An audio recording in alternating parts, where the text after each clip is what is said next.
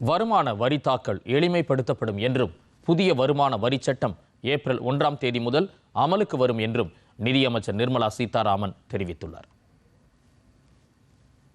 மக்களவையில் பட்ஜெட்டை தாக்கல் செய்து பேசிய நிதியமைச்சர் நிர்மலா சீதாராமன், நாட்டின் அனைத்து துறைமுகங்களையும் இணைக்க 20,000 கோடி ரூபாய் நிதி ஒதுக்கப்படும் என்றும், கடந்த 10 ஆண்டுகளில் 25 கோடி மக்களை வறுமையிலிருந்து மத்திய அரசு மீட்டுள்ளதாகவும் தெரிவித்தார்.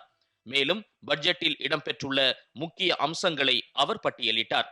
அந்நிய முதலீட்டாளர்களை ஊக்குவிக்க நடவடிக்கை எடுக்கப்படும். வெளிநாடு வாழ் இந்தியர்கள் இந்திய பங்குச் சந்தைகளில் முதலீடு செய்ய அனுமதி அளிக்கப்படும்.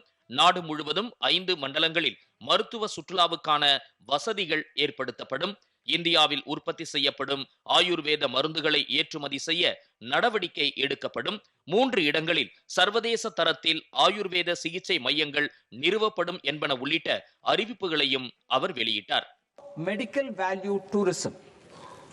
To promote India as a hub for medical tourism services, I propose to launch a scheme to support states in establishing 5 regional medical hubs in partnership with the private sector. These hubs will serve as integrated healthcare complexes that combine medical, educational and research facilities. They will have Ayush centers, medical value tourism facilitation centers and infrastructure for diagnostics, post-care and rehabilitation. Exporting quality Ayurveda products helps farmers who grow the herbs and youth who process the products. To meet growing global demand, a few more steps are being taken.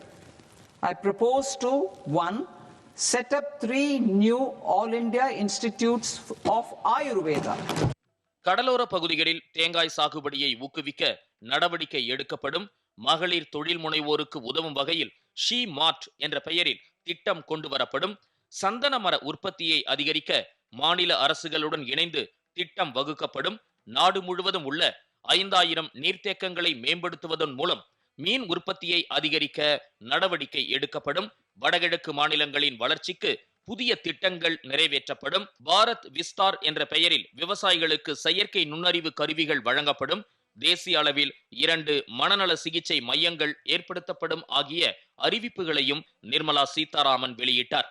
நிதி பற்றாக்குறையை 4.5% கீழ் கொண்டுவர நடவடிக்கை எடுக்கப்படும் என்று ஏற்கனவே தாம் அளித்த வாக்குறுதி நிறைவேற்றப்பட்டுள்ளதாக தெரிவித்த அவர், வரும் நிதியாண்டில் நிதி பற்றாக்குறை 4.3% இருக்கும் என்றார். நிதி ஆணையத்தின் பரிந்துரைப்படி மாநிலங்களுக்கான நிதி பகிர்வு 1.4 லட்சம் கோடி ரூபாய் விடுவிக்கப்படும். புதிய வருமான வரி சட்டம் வரும் ஏப்ரல் 1ஆம் தேதி முதல் நடைமுறைக்கு வருவதாக நிதி அமைச்சர் தெரிவித்தார்.